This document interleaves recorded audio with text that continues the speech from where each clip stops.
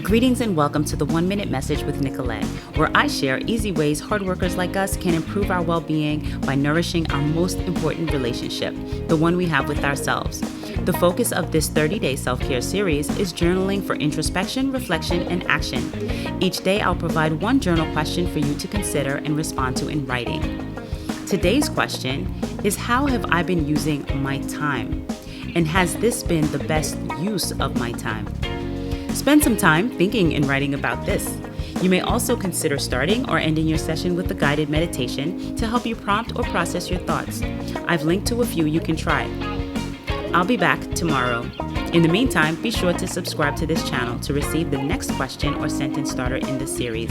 Leave a comment and let me know how it goes.